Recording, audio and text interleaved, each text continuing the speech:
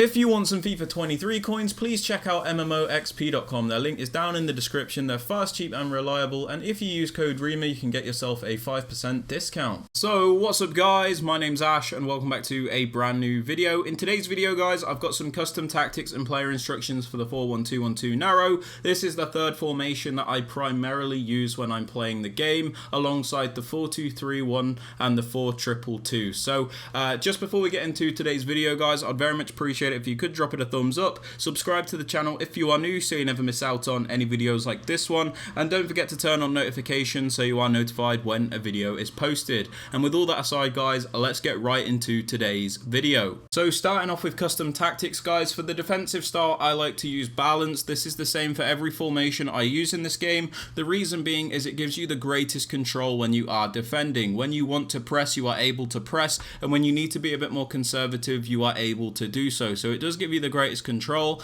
A lot of people like to use pressure tactics, but I feel it takes away some of the variety in your defense, and obviously that is a stamina drain. But if you want to use pressure tactics, go ahead, but I suggest using balanced. Now moving on to defensive width guys, I like to have this on 40. The reason being is people like to attack in a very narrow style on this game, so it's important that we defend in a narrow style to match this. By having the width on 40, you defend in a primarily compact defense, so you can see in the diagram bottom right we're very compact, but at the same time if somebody does try and go down the wing, you are able to cover those areas as well. So it's very balanced, but it does focus on that narrow defense that we need, because again people like to attack in a very narrow style on this game.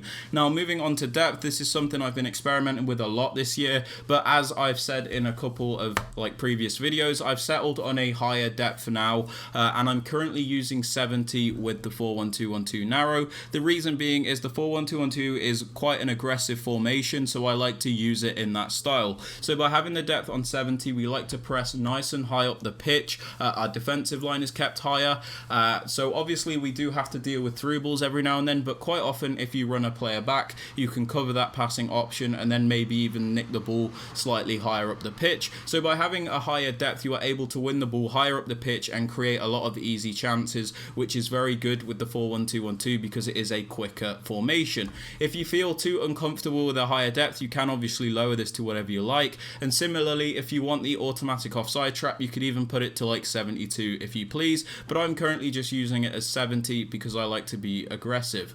Now moving on to build up play, this is down to preference, but I like to have this on fast build up. The reason being is, like I said with the depth, I like to press higher up the pitch and win the ball back in their half, and I think if we do manage to do that and we have fast build up, we can take our opponents by surprise because our players are constantly moving around, there's a lot of passing options coming up, and we move into his penalty box even quicker than we would on balance. Now, you know, if this is too quick for you, you can obviously use balance, but honestly if you can use fast build up and really utilize the speed of the formation, it's very effective and you can score a lot of easy goals. Now moving on to chance creation guys, if you are on old gen, you don't have to worry about this too much, you can have it on balance, but if you are on new gen, I cannot suggest direct passing enough. The reason for this is it's the only setting, the only tactic which makes your attackers move in a dynamic motion to really penetrate the defensive line. You can see in the diagram in the bottom right, they're actively moving around to break the defensive line,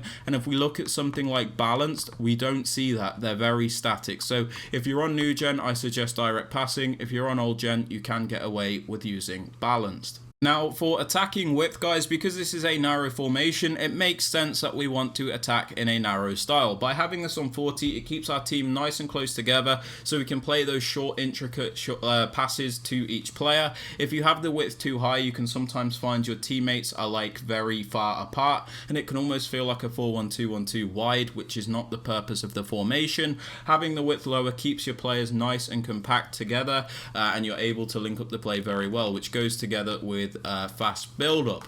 You're going to see how we actually get more width out of this formation in the player instructions, so don't worry too much about that. Now for players in box, I think this is down to preference, but I like to have this on 5. The reason for this is I like to get some players into the box so we have some players to obviously pass to in the penalty area, but at the same time you don't want to overcommit your whole team. I sometimes notice with these formations, if you have it on like 7 or even 6 at times, it will commit your centre mids as well, which is not what you you want because you can be caught out. So I like to have this on 5 so we at least have like a few midfielders back so we can prevent counter-attacks from happening. Similarly with corners and free kicks, this is down to preference. I have this on 2 because I like to obviously pass to some players from set pieces, but at the same time I don't want to overcommit my team to the point where counter-attacking is an option for my opponent. So I have this on 2 so we have the balance. If you want to up this or lower it, it's completely up to you. For the players you want to use, guys, in the striker positions, because it is a 2-striker formation, you do have a bit more freedom than you would if it's a 1-striker formation. What I always say about 1-striker formations is that you have to have one player that can compensate for the fact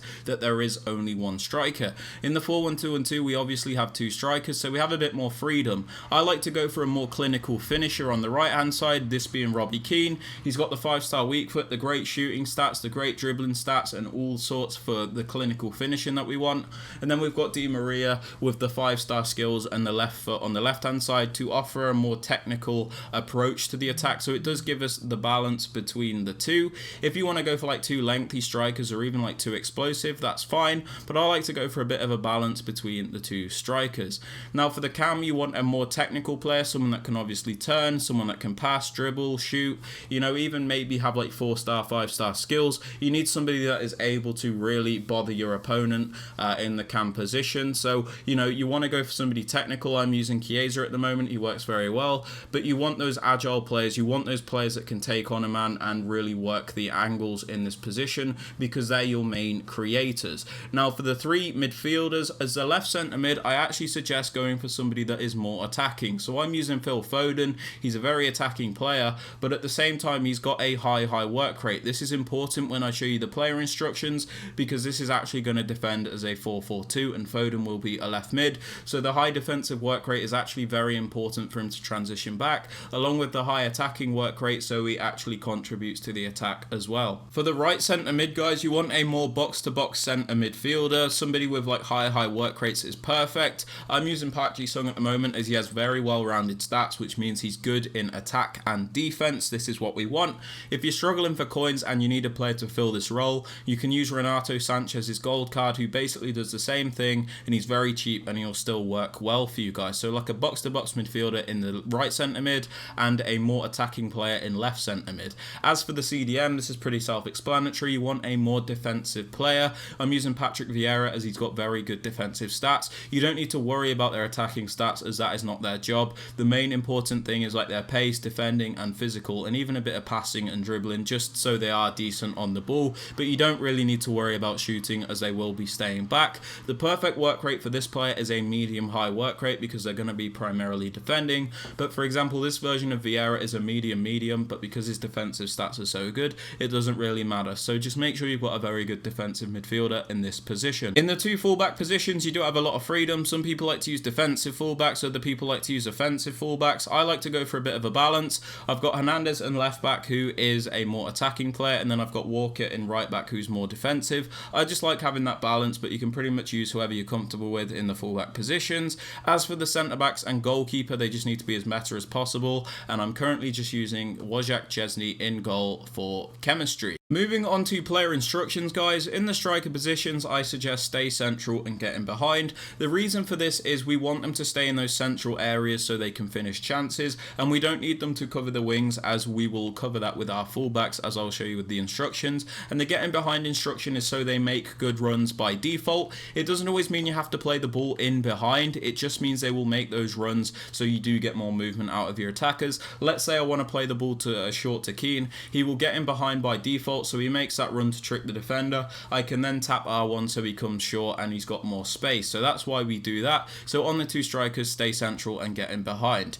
Now on the cam, I just suggest come back on defense, because if you remember what I said in the players to use, this is going to defend as a 4-4-2. So by putting the cam on come back on defense, he will actually come back to defend as a right midfielder. So the midfield setup will actually be right mid Chiesa, right centre mid Park Ji-sung, left centre mid Patrick Vieira, Vieira, and left mid Foden. So it's very good defensively. And as for the attacking instructions, we just pretty much leave him alone because we like him to do a bit of everything, so we've got a bit more free flowing in the team. So it does work very well, guys. Now for the right centre mid, which is the box-to-box midfielder, we actually have him on stay back and cover centre. Now the reason for this is it's due to what we do with the fullbacks, but we have him on stay back while attacking, so we have a bit more defensive support by default, and we have him on cover centre, so he does cover those central areas because, like I said, he's meant to defend as one of the middle centre mids. Even though he's a box-to-box player, it's good to have him on stay back because if we want to like make him run forward, we can do that ourselves by triggering a run, but it just means by default we're going to have better defensive support. For the CDM, we have stay back while attacking and cover centre. This is because we don't want him to attack, we need him to stay back and we need him to defend, and we have him on cover centre, so he does cover those central areas as one of the centre mids. And yeah, that's pretty much it for the CDM. Now for the left centre mid, the more attacking player, like I said, we just leave him on completely default settings. The reason we have him on cover wing is because, again, we want him to defend as a left mid in the 4-4-2, so that works very well. And we just leave everything else alone because, again, we want him to do a bit of everything to really help the attack. There's not much to add here, but yeah, that's what we have. Complete default settings on the left centre mid. Now for both the fullbacks, as I said in the tactics, if we take a look here, we actually have quite a narrow width. So to make up for that, we have the fullbacks on balanced attack and overlap, because if you look, when we attack, these two players are going to go up alongside Di Maria and Keane, so we actually have 4 attacking players. This will give us really good width, something that is very important when you are attacking, because although people like to attack narrow, it's important to have extra width so you have more options and you're able to stretch your opponent. The overlap instruction means they will always go out wide instead of coming narrow, which is very important because the fullbacks are mainly being used for extra width. Now this is very attacking, but it is very effective at the same time. If you want a more, stable approach where you're better defensively, but maybe you sacrifice a bit of your attack, you can have both of these players on stay back while attacking. But I suggest having them on balanced attack and overlap, as it really does help you on the offensive side of things. But yeah, they are my custom tactics and player instructions for the 4-1-2-1-2. If you have enjoyed or found this useful, I'd very much appreciate it if you could drop it a thumbs up. Subscribe to the channel if you are new so you never miss out on any videos like this one, and don't forget to turn on notifications so you are notified when a video is posted. And with all that aside, guys, I hope you have a fantastic rest of your day, and I will catch you all later. Peace.